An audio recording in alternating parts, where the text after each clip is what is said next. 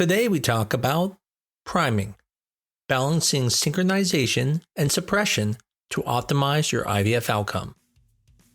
I'm Dr. Mark Amols, and this is Taco Bout Fertility Tuesday.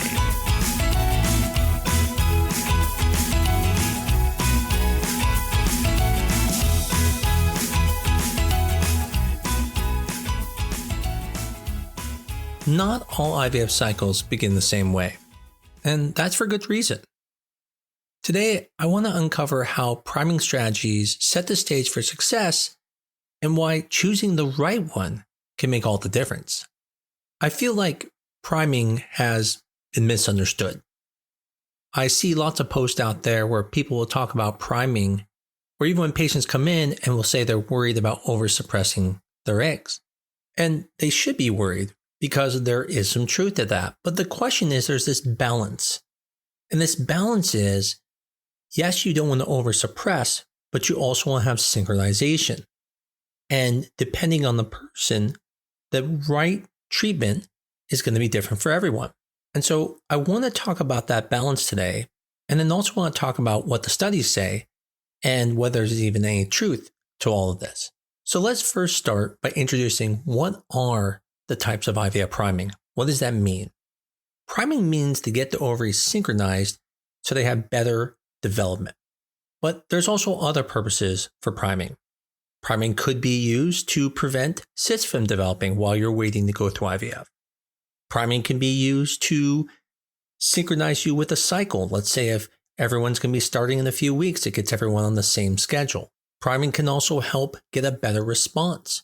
And one of the ways it does that is by suppressing FSH levels. It causes upregulation of receptors, and then your body may respond better to the medications when you come off of the priming. So in essence, it can be used for timing, synchronization, modulation of FSH levels, and upregulation of FSH receptors. Now, there's going to be a few priming methods. Now, they may be called something different, but they are generally going to be very similar to these. The first is going to be combined oral contraceptives. This is your estrogen-progesterone combination that makes up most birth controls. This can either be in pill form, this could be in patches, and theoretically could even be in the vaginal ring. Now, when it comes to the combined contraception, that is going to be your strongest priming agent. That is the one that's going to prevent you from making cysts. That is the one that's going to reduce your FSH levels the best. And that's also the one that is the most commonly used. It's also the one that can suppress you the most.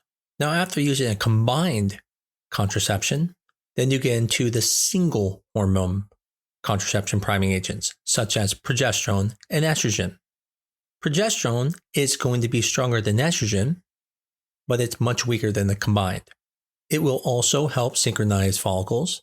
It will also help with reducing FSH levels and increasing FSH receptors, but it will have less suppression than using the combined contraception. And estrogen is even weaker than progesterone. When you take estrogen, you will get some of the similar effects, but you will have less suppression. And then the very last method is going to be what's called a cold start. And that is basically where you're allowing your body to have a period and you're starting stimulation on the third day of your cycle or second day with your natural ovulatory process. As you would imagine, you're going to have almost no synchronization with a cold start being the natural cycle. You're also going to have more chances of having a cyst present, and you will have no regulation of your FSH receptors and levels. This also means that you don't know when you're going to start your IVF process until your period comes, and so this clinic is probably just running IVF all the time. Now, I can tell you all these methods are used. I know some clinics that only do cold starts and they just run all the time and they just start people when they get their periods. Most clinics, as I mentioned, will do combined contraception, and then most will use some type of combination of using estrogen-only or progesterone-only. Now, you can start those at different times. You can start them in the beginning of the cycle. You can start them after ovulation. So there are many ways to do this, but I want to focus on these different types of priming. Now that we've discussed the different types, the question, as I said, is if we put them in order of suppressiveness, combined is going to be the highest, Then the next suppressive is going to be progesterone being less. Then less than that is estrogen priming, and the least is nothing. And then in reverse, that's exactly the way it is for synchronization of the follicles. The cold start's going to have the lowest synchronization, followed by the estrogen, followed by the progesterone, with the most synchronization occurring through the combined contraception. So what's the big deal? So what if it suppresses you a little bit? Well, you're right.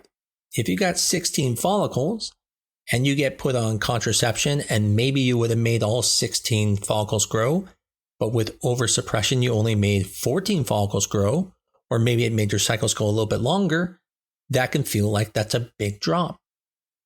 But the thing is that there is this synchronization that occurs where the follicles group together and grow as a group. And so let's take that scenario where you have 16 follicles and they're all growing, but they're spread out a bunch. And you get all 16. But the zone of maturity, and we're just going to use this number, 15 to 20, is where they're going to be mature. Above that, there's a potential being post-mature. Below that, they could be immature. Well, what if only 9 of those follicles fell between them? All 16 grew, but because they were spread out, only 9 fell in that zone. And then you take the other scenario where you say, well, if I took the contraception that was combined and I got better synchronization, only 14 follicles were going to grow, but of those 14, 12 of them were in that zone, maybe all 14. There you can see how even though we accept some of the mild suppression, the synchronization actually makes up for it, and we actually get a better group of eggs that are going to be mature. Now, that's just one sample. What if we're talking about someone who only makes 3 follicles? Well, if you only make 3 follicles and you're over-suppressed and you only make 2, that's a really big drop. And so in that situation, you might want to have less suppression so you can try to get all 3 of those follicles versus only getting 2, because then you would be losing 33% of your eggs. Now, even if they spread out a little bit, there's only 3 follicles. So statistically, 2 of them are going to be in the same maturity zone. So you're still at the same number. So you don't really lose much in that situation. So it seems simple. If you have fewer eggs, less suppression. If you have more follicles, more suppression, right? Nope, that's wrong. So then there's another thing you have to think about, which is early recruitment. And people who have higher FSH levels are going to have early recruitment, meaning their body starts releasing FSH earlier than everybody else's. Most people, their max FSH levels can be around cycle day 2 or 3, but people who have early recruitment might be having the highest FSH levels as early as, let's say, cycle day 1 or even before the cycle starts. And what that does is it causes the follicles to start to grow a little bit earlier. And so in that situation, not using a priming agent could potentially lead to a lead follicle every time. And so if you're doing a cold start or an estrogen-only type of priming, you can end up running into the situation where you have a lead follicle. And that's frustrating because now this one follicle is ahead of all the other follicles, and you get this kind of cohort that's ahead and a cohort that's behind. And that can affect how early you have to start things like ganirelix, how early you have to potentially even trigger. So early recruitment is part of what we use to determine what type of priming we're going to use. But the other thing you have to look at, as I mentioned, was FSH levels. If those are high, the priming agent's not going to suppress them. And if it doesn't suppress them, you can also develop follicles past them. So for example, let's say you're going to be priming someone for 2 or 3 weeks. If you put them on the combined contraception, the chances that they're going to develop a follicle when you're ready to start is very low. But if you have them only on estrogen only, then they may develop a follicle and now the cycle gets canceled. And so you have to utilize those things such as high FSH levels, such as let's say 18 or 20. They're not going to stay suppressed with just estrogen. So you might have to put them on progesterone only in the luteal phase to stop them from developing that follicle. We see this all the time when it comes to frozen embryo transfers.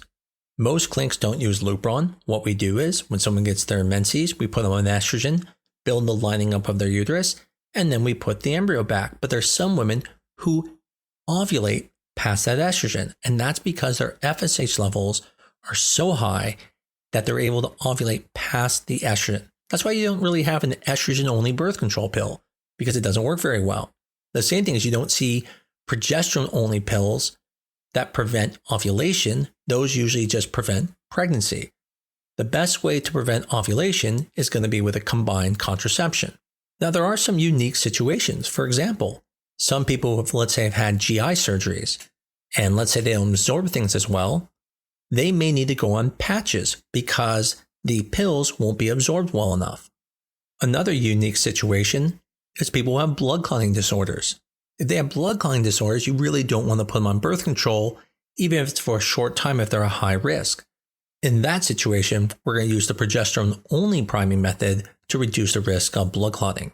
Another benefit prior to frozen embryo transfers is if you were doing a fresh transfer and you weren't really sure if you were getting a period or was it just a uterine bleed, such as people with polycystic ovarian syndrome, one of the best things about birth control is you knew you were shedding your lining. That way, when you were putting an embryo back, you knew you shed your lining completely, and that way you were putting it back with a new lining, versus someone who bled, thought they had their period, and then you were building up the lining on old tissue and then doing a transfer. That's not that common anymore since most people are doing frozen embryo transfers. But if you are doing a fresh transfer, it is important to know that that period was really a period. And that's part of the decision making when you're looking at priming. If you have someone who doesn't get a period or you question whether they get a period every month, that may affect how you use the priming protocols, such as putting you on contraception combined or estrogen progesterone only. If you were someone with PCOS, you really couldn't do a cold start because you don't actually get your natural period. And so at that point, you'd either need to go on contraception or progesterone to induce a period. Now, one really unique situation is people who have very severe diminished ovarian reserve called premature ovarian failure, also called ovarian insufficiency syndrome. In this situation, women are either near perimenopause or are in menopause completely, and they don't even ovulate anymore. In them, you would think you would want to use almost no suppression. But interesting enough, if you give a very high suppression and you get their FSH levels to go down for a long period of time, let's say like a month, and then you stop the birth control and you start high stimulation, you can sometimes get them to ovulate. And so we call those premature ovarian failure protocols called POF protocols. So before we get into the balancing of trying to balance the suppression versus the synchronization, let's take a deep dive into each priming method again. So when it comes to the combined contraception, the advantages are it's going to be effective in synchronizing follicles and preventing cyst formation. It may upregulate FSH receptors in patients with severe DOR or with premature ovarian failure, improving the ovarian response in that situation. The disadvantage is it has a risk for over-suppression, especially with prolonged use, and may require longer stimulation or higher doses of gonadotropins because of the suppression. Ideal for patients with irregular cycles, who form cysts, or who require some type of scheduling. Now, when it comes to progesterone-only priming, the advantages are it's going to prevent cyst formation with minimal ovarian suppression. The disadvantages are it has limited synchronizations compared to the combined contraception. This is going to be ideal for patients at risk for overstimulation or suppression issues. When it comes to the estrogen-only priming, it may improve some minor follicular synchronization, but without almost any suppression. The major disadvantage is that you're not going to get the synchronization and you have the risk of forming cysts. When it comes to the cold start, the biggest advantage is it's natural without any suppression. The disadvantage is completely the opposite. High risk of cyst formation, high risk of not having synchronization, but this can be used in people with very predictable cycles who don't have, let's say, severe diminished ovarian reserve or who are able to get cycles. This is why it's so difficult when you're trying to pick a priming method, because there's this balance. And as you deal with not trying to suppress someone, they start developing cyst. And then you try to stop the cyst, and then you could over-suppress. And so it can be somewhat frustrating because sometimes you have to do it more than once because there can be just things that you can't control. Like, for example, if you develop a cyst, Your doctor can stop the cyst from coming, but now you're going to be over-suppressed. And so there's that balance. But that means every month you have to keep waiting to try again. And that can be very frustrating. So it's important to understand that in that balance that, yes, I know you want to move forward, but if I'm too aggressive, I over-suppress. And if I'm not aggressive enough, then you make a cyst. If you're a patient who's been through this and had to deal with this, you know what the frustration's like. I think the main takeaway is to understand the importance of individualizing priming protocols and understanding that there is not one right way for everyone, and that if your doctor is picking one method, it doesn't mean that they don't care about over-suppressing you, but in your situation, they're balancing that synchronization compared to over-suppression. And that if you're one who has enough eggs, they're willing to take a small risk of some suppression if it means they get better synchronization. Hopefully, this may address your concerns about why a specific protocol was chosen for you, or what happens if you over or under prime in that situation. In the end, priming for IVF is more than just preparation.